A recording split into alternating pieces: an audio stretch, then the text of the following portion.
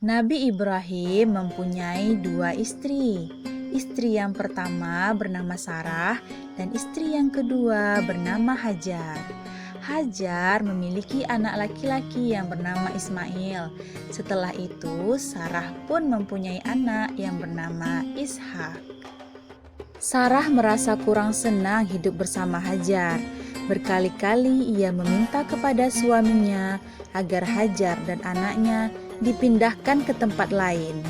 Akan tetapi, Nabi Ibrahim tidak segera menurutinya. Barulah setelah mendapat perintah dari Allah, Nabi Ismail dan Hajar pindah ke Mekah. Ismail yang masih menyusu pada waktu itu terpaksa mengikuti kedua orang tuanya yang menempuh perjalanan yang begitu jauh dan melelahkan. Hajar dan Ismail ditempatkan di daerah padang pasir yang tandus, sunyi, dan terik matahari yang menyengat kulit. Ketika Nabi Ibrahim ingin meninggalkan mereka, Hajar pun bertanya, "Ya Ibrahim, kenapa kami ditinggalkan di sini?" Ibrahim tidak menjawab. Lalu Hajar bertanya kembali, "Ya Ibrahim, kenapa kami ditinggalkan di sini?" Tetap saja Ibrahim tidak menjawab. Akhirnya Hajar menggantikan pertanyaannya, "Ya Ibrahim, apakah ini perintah Allah?" "Ya," kata Ibrahim. Lalu Hajar berkata, "Jika ini perintah Allah, maka saya yakin Allah tidak akan menelantarkan kami." Lalu Ibrahim pun pergi. Setelah beberapa tahun, Nabi Ibrahim mengirim utusan untuk melihat keadaan mereka. Dan ketika utusannya mengatakan bahwa anak istrinya baik-baik saja, Nabi Ibrahim pun merasa lega. Ternyata kehidupan Hajar dan Ismail diberi serba kecukupan oleh Allah Subhanahu wa Ta'ala. Hajar dan Ismail dianggap sebagai pemilik dan pemimpin di Mekah karena mereka berdualah yang pertama kali menetap dan tinggal di sana.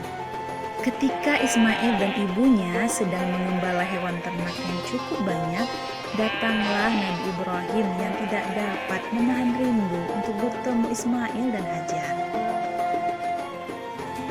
Dalam perjalanan pulang ke Mekah setelah mengembalakan hewan ternak, mereka beristirahat di Musdalifah dan akhirnya tertidur.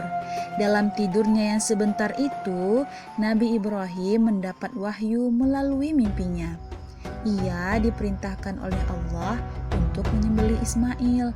Anak kesayangannya itu harus dikurbankan sebagai bukti patuhnya Ibrahim terhadap Allah. Seketika itu juga Nabi Ibrahim terkejut dan berdebar-debar. Tampak begitu beratnya ujian kali ini. Ia pun akhirnya menguatkan hati demi rasa cintanya yang lebih besar kepada Allah. Ia juga akhirnya memberitahukan mimpi itu kepada Ismail. "Wahai anakku Ismail, dalam mimpiku diperintahkan oleh Allah untuk menyerahkanmu sebagai kurban. Dan aku harus menyembelihmu. Bagaimana pendapatmu, wahai anakku?"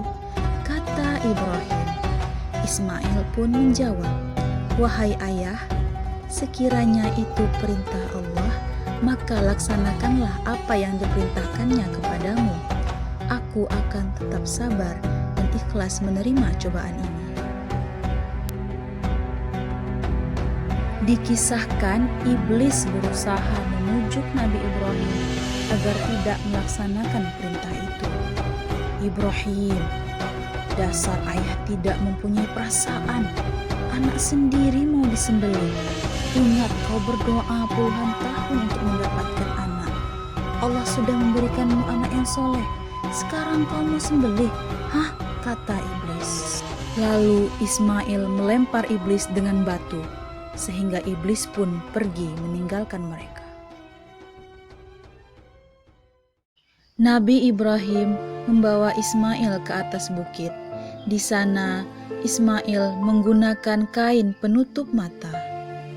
Ketika Ismail diikat dan ikatannya mulai terasa longgar, Ismail berkata, "Duhai ayahanda, tolong kencangkan ikatan ini supaya nanti saat saya disembelih tidak meronta saya dan tidak membuat ayah iba terhadap saya. Hal tersebut disampaikan Ismail agar ayahnya melaksanakan tugas dengan sempurna. Dengan pedang tajam pun yang sudah dipersiapkan, Ismail pun berkata, "Duhai ayahanda, mohon tajamkan pisau itu, yang dengan pisau yang tajam akan mempercepat proses penyembelihan dan mengurangi sakit yang saya rasakan." Ismail juga sudah melipat pakaiannya, dan dia berkata, "Duhai ayahanda, mohon titip pakaian ini kepada satu-satunya ibunda yang sangat saya sayangi.